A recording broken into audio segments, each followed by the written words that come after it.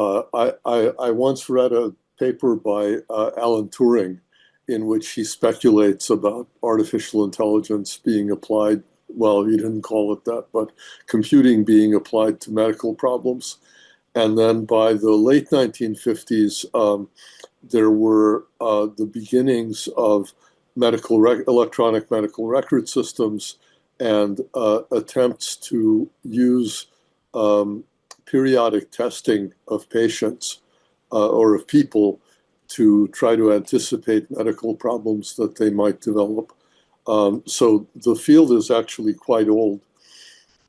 But the biggest change that has happened is a change that occurred not only in medicine, but also in many other fields of computer science, which is that it used to be that people would build models to use in order to do these sorts of predictions. And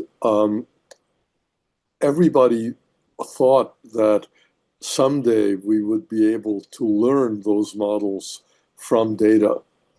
But we didn't have the data, and we didn't have computers fast enough to learn sophisticated models. And we really didn't have the right theories for how to do it. And over time, that developed. And so even in my career, I started in the 1970s. And what we did is we interviewed doctors and we worked through particularly difficult medical cases with them to try to understand their diagnostic and therapeutic reasoning. And then we would build computer programs to try to simulate that same reasoning style. And that led to programs that were very impressive, but not very reliable. So if you gave them problems that were very much like the ones that we had used in constructing them, they worked great. But if you gave them things that we hadn't anticipated, then they worked very poorly. And so what happened is that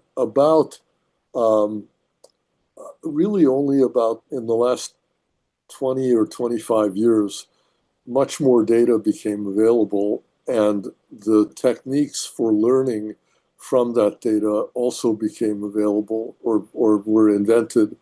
And since then, we're able to learn these models not by interviewing doctors, but by looking to see what they do and by looking to see whether what they did in a particular case worked or not, was effective for the patient.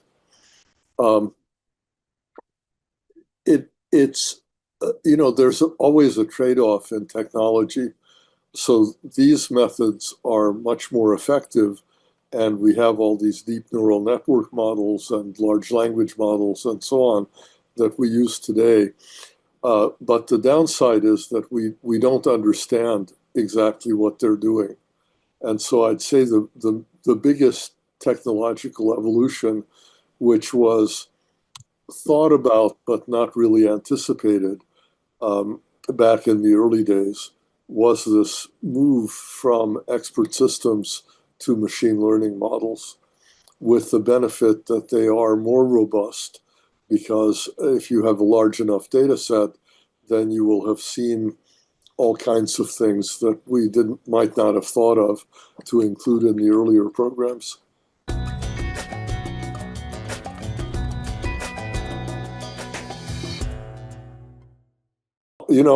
We've seen other revolutions. So, for example, when I began my career, if I went to see my doctor, we would sit across from each other at his desk, and he had a pad of paper in front of him, and occasionally he would write down something, but mostly he relied on his memory.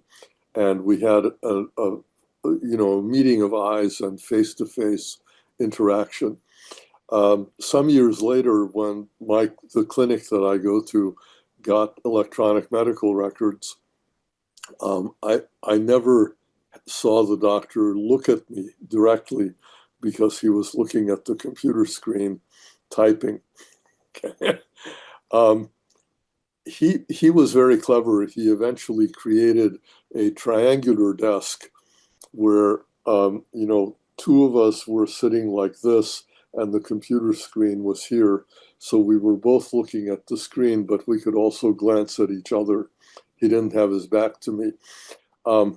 But I think that did detract from the personal experience of interacting with my physician until he figured out a way to ameliorate that problem. The other problem is, I think we anticipated that productivity gains in the in the rational part of medicine would allow there to be more time for the physician to speak with the patient, to try to convince him to behave better, to take their medications, etc. And that didn't happen. And the reason it didn't happen is because there's so much pressure to be more efficient that instead of using that extra time to communicate with patients, that extra time was taken up to see more patients in the same amount of time.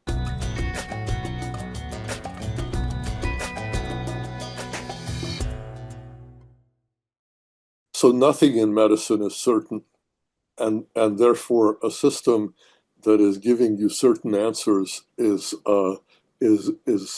exercising malpractice.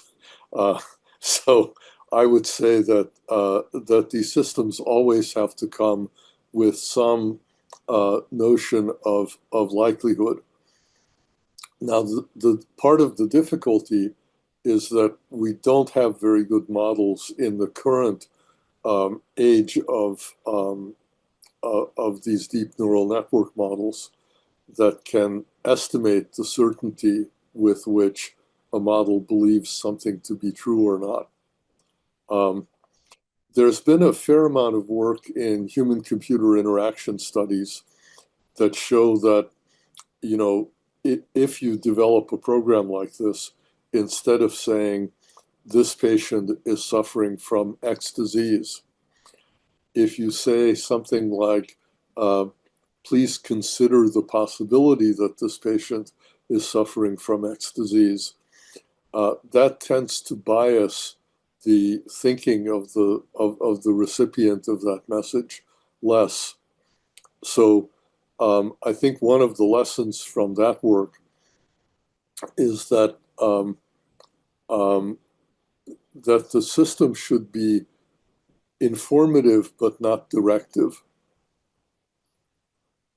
So, and I believe very strongly that the ultimate responsibility for making medical decisions should lie with the human doctor and not with the robot.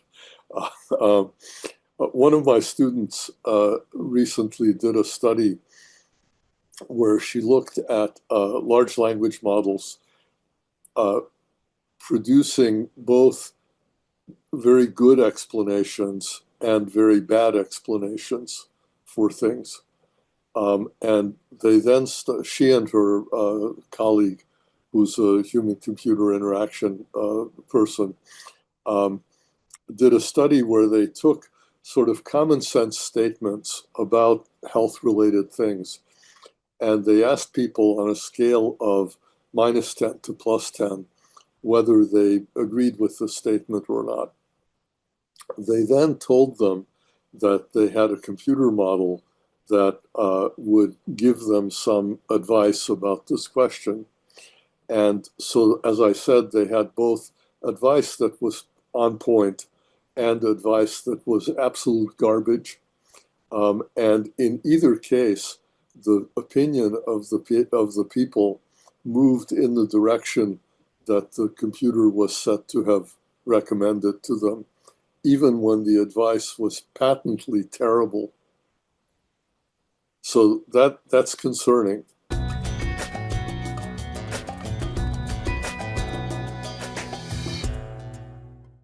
In principle, it should be in the entire care pathway. There was some fantastic work in the late 1960s by Werner Slack, who then was at the University of Michigan. But I got to know him because he moved to Boston and was at the Beth Israel Hospital here in Boston. And he built a computer program that would ask patients who were waiting to see their doctor to sit in front of the terminal and answer questions about their health history. And he was able to show in the late 1960s that he could get a more honest and a more accurate health history by doing this with patients than what the doctor was able to elicit from them. But he was also able to show that the doctors didn't trust this information, and so they asked the patient again. So it didn't actually save any time. So, that's from the very beginning of the process. I think what we're seeing today is a lot of these machine learning models are being used in systems like open evidence, for instance. That is a large language model based system that helps interpret the recent medical literature for doctors. So not every doctor understands everything about every disease, obviously. And so if they see something that they don't quite understand, traditionally they would go to the library and read journal articles and try to figure it out. But now that we have everything is online, it's helpful to have sort of an expert system or a machine learning system that you can ask a question by describing a patient and saying, tell me more about what diseases this patient might have, and then have a very focused response from the system. And I know that a lot of doctors are very happy to have that kind of help. Now that's indirect.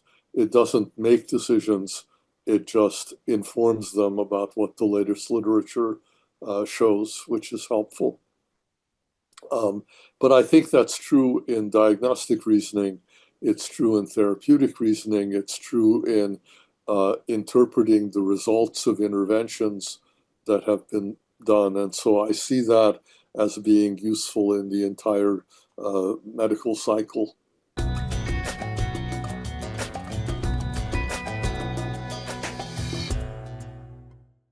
Yeah, well, this is a serious sort of public health question, and I'm not sure I know the answer. I remember that this issue came up when genetic screening was first created, was first undertaken, because a lot of people have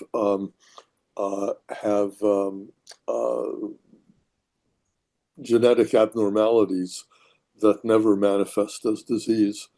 I remember hearing a story that when I think Francis Crick had his genome sequenced back a long time ago, and he published his genetic sequence, and some doctor wrote to him and said, "How come you're not dead?" Because he had what were thought to be fatal, lethal abnormalities in his genome. But obviously, our understanding of what those abnormalities actually, how they actually affected health, was quite incomplete. And so most testing labs undertook a policy that said, if there's something for which there is a known effective intervention, and you really are at risk for such a disease, they will tell you, even if it's not what they were looking for. But otherwise, they won't tell you, because it just means you're going to be subject to more testing and maybe more interventions for something that may or may not be a real problem and may or may not be something that medicine knows how to fix.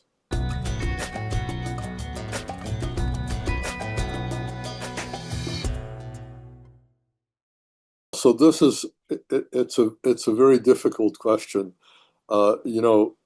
Medical schools, the curriculum is packed with things that everybody believes are critical to teach doctors. And so introducing a new subject area is quite difficult. I remember when my colleagues here in Boston were trying to introduce clinical decision analysis as a subject to teach to medical students. And it took over a decade to convince the curriculum committee and the dean that they should get time to do this. But the total amount of time they got was 2 hours in the medical school curriculum. That's not very much. Now, I think because of the use of computers having grown in clinical practice, the students will now learn a lot of that stuff by the seat of their pants. They will see their older colleagues using this technology and they will learn how to use it because they will see that it's helpful. But it's still very hard to get new material into the medical school curriculum. So are most doctors today capable of using this technology most effectively? I think the answer is no. It takes a kind of generational change in a professional body in order to make people really comfortable with and really competent at using this technology. But that slowly that happens as time goes on. People my age retire and younger people come into the field and are more willing to take advantage of these techniques.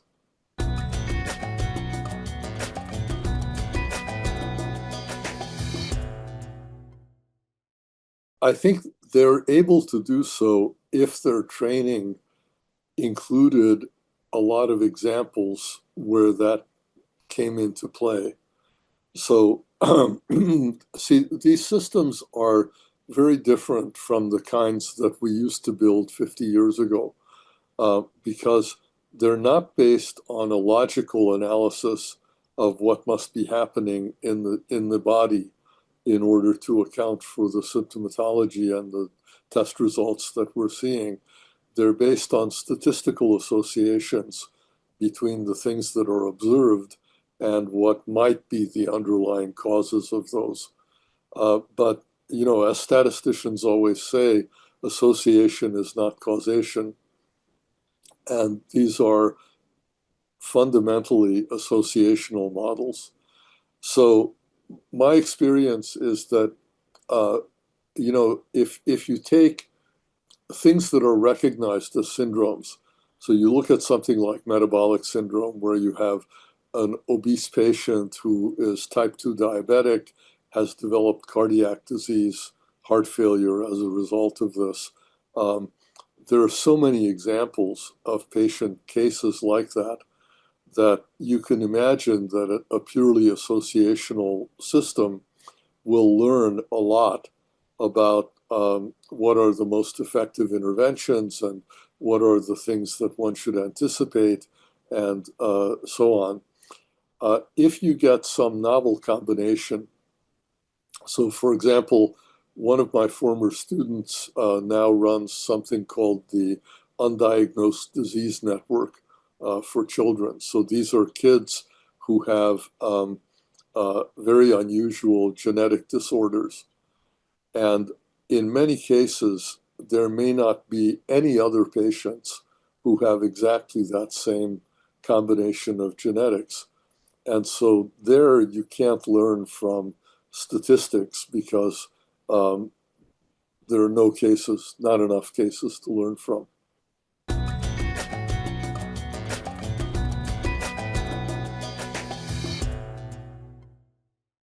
So my personal opinion, but this is not something that all my colleagues would agree with, but I think probably it's too early to think about widespread application of these technologies in clinical care because we don't understand the models that we have developed well enough. Now, there's something very special about medicine.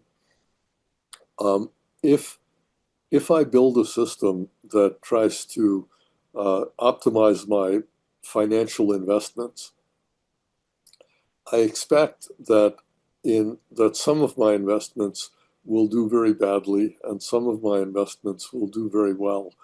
And as long as, on average, the system I've built does better than it does worse, then I may want to use it because it's a good guide to my investments. But that's because money is fungible.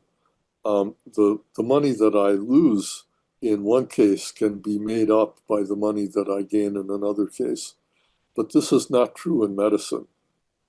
If I have a system that helps, 80% of the people that it's used on, but it hurts 20% of the people, that's not okay, because each individual matters as an individual rather than just as a statistical average. So I think that's the fundamental problem, and that's what makes people very cautious about adopting this type of technology. Now, I gave a talk this spring at one of the Boston area hospitals in which I was urging people to be cautious. And one of the doctors in the audience said, well, doctors aren't perfect either. And you're being a Luddite for worrying about these things.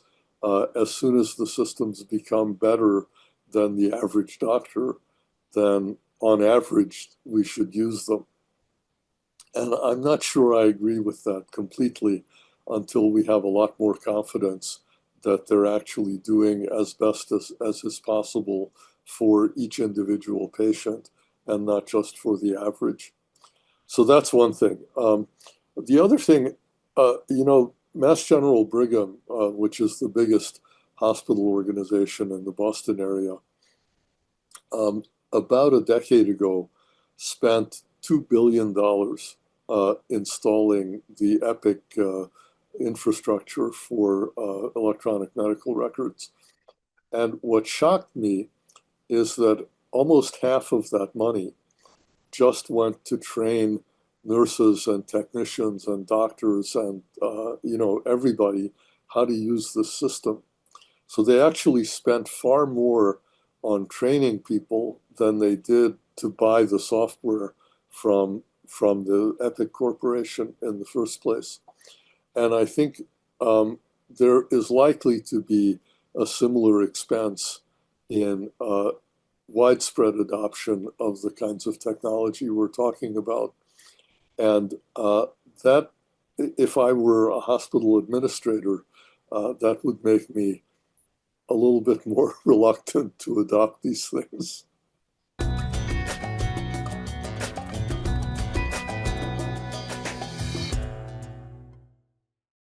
Well, fortunately, in today's generation of doctors, there are a lot of them who are quite excited about trying to understand and apply this technology. And so my experience has been that we don't have any trouble recruiting collaborators among practicing physicians to help with the development and the evaluation of such systems. Of course, everybody is busy, and so it's difficult to make the case to get them excited enough to spend a lot of time on this, which is typical of any research activity, but they're willing to do it.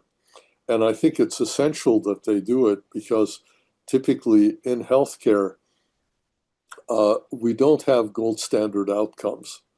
So unless you're trying to do something like prevent death, right? There we have a gold standard outcome. I can look at a patient 6 months down the road and say, did they live or did they die?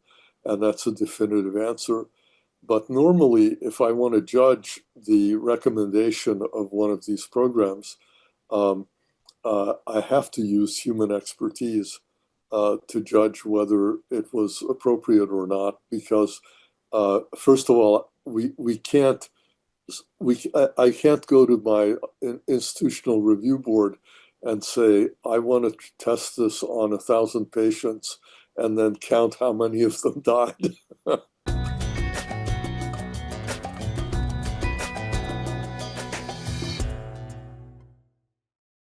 that's becoming a much more critical problem as we move towards the adoption of some of these technologies, because those biases really will hurt particular subsets of the population. I think that currently what people do is they develop a model on a large population and then they test it on subsets of that population that they think may be subject to bias. Um, so, in the United States, for example, we have typically better data about white patients than we do about black patients, and therefore the models tend to work better on the white patients than the black. But if you build a model and you test it on, subsets of the population who are women or who are, transgender or who are black or who are Asian or something like that, if you observe that the behavior of the model is much worse on some subpopulation than on other subpopulations, then that raises a caution flag that says, be careful, either don't apply this model to those populations or apply them much more carefully. Now, eventually the answer is to get better training data. So we have a project in the US called All of Us, which is funded by the federal government, and they're trying to collect comprehensive medical data on about 1 million patients. It's kind of like the UK Biobank idea, but they're very careful to try to balance the demographics of that population to be similar to the demographic distribution in the United States population as a whole. So with efforts like that, I think we will eventually get better. But one of my students a few years ago published a quite influential paper where they showed that US labs were using genetic markers to predict that patients are at high risk of hypertrophic cardiomyopathy. And this was from a data set that was developed mostly from Northern Europe. And what he found is that in an African population, those genetic markers that were highly indicative of this disease in Northern Europeans were not indicative of the disease in Africans. And so his conclusion was that labs have been scaring the hell out of Africans and, in consequence, African Americans who had this genetic abnormality, which in their combination of genetics and experience did not actually doom them to sudden cardiac death. Whereas in the Northern European population, it was a very strong marker. And so some of this we'll have to learn empirically until we get really a comprehensive data set of everybody in the world that these models can learn from.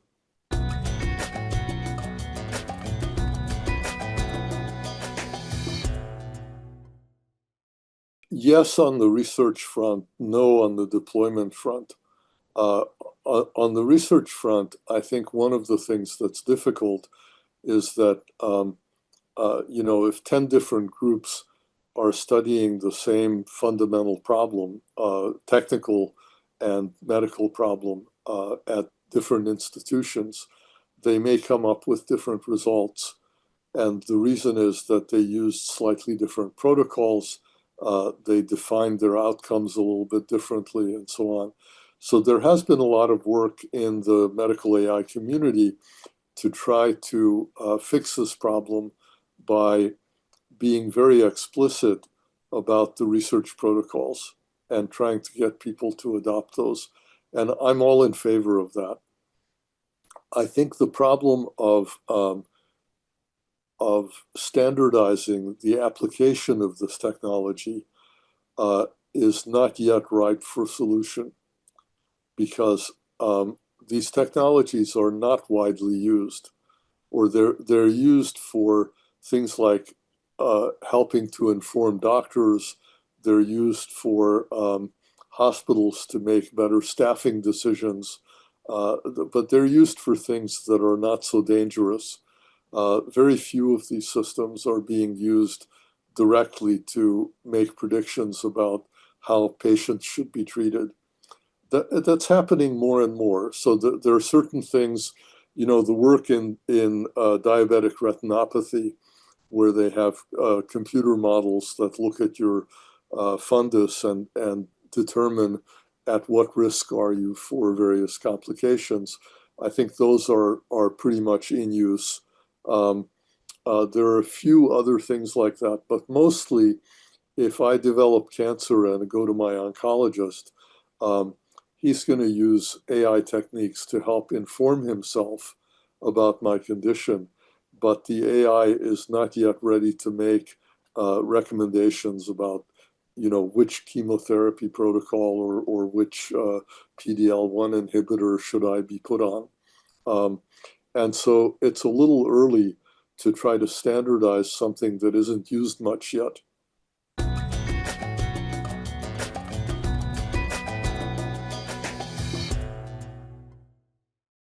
Let me give you a cop-out answer. I began working in AI in medicine in 1974. And as I was trying to decide, I had just been hired as an assistant professor at MIT, and I was trying to decide what research direction I should pursue for my academic career, and what would get me fired and what would get me kept as a tenured professor. And I was really interested in medical decision making, but I realized that at the time we didn't even have electronic medical records. So, if I wanted to test out a program, I would send one of my students to the hospital. They would look at the paper chart of the patient. They would copy down important information into a notebook. They would come back to MIT. They would type it into a computer. Remember, we didn't have laptops. We didn't have remote terminals. None of this technology existed. And so the question I asked myself is, when would at least major university hospitals have electronic medical records? And I decided that the answer was somewhere between 1981 and 1983. And I was only wrong by 30 years. Now, why was I wrong? Because I did a naive calculation. I said, when would the cost of storing records electronically equal the cost of storing them on paper? And I figured that when that happened, hospitals would switch over to electronic records. And I was correct in that calculation. That cost really did switch over in the early 1980s. But I was telling you about the $2 billion spent to implement Epic. I didn't take any of that into account. And that's why it took another 30 years. And in the United States, at least, when Obama became president, Congress passed a law that subsidized the adoption of electronic medical record systems. So they effectively bribed hospitals into installing these systems. And that's what it took to get people over the hump of adopting them. So the reason I tell you this story is because whenever anybody asks me to make predictions of what's going to happen 5, 10, 15 years in the future, I remember this and I go, don't make such predictions.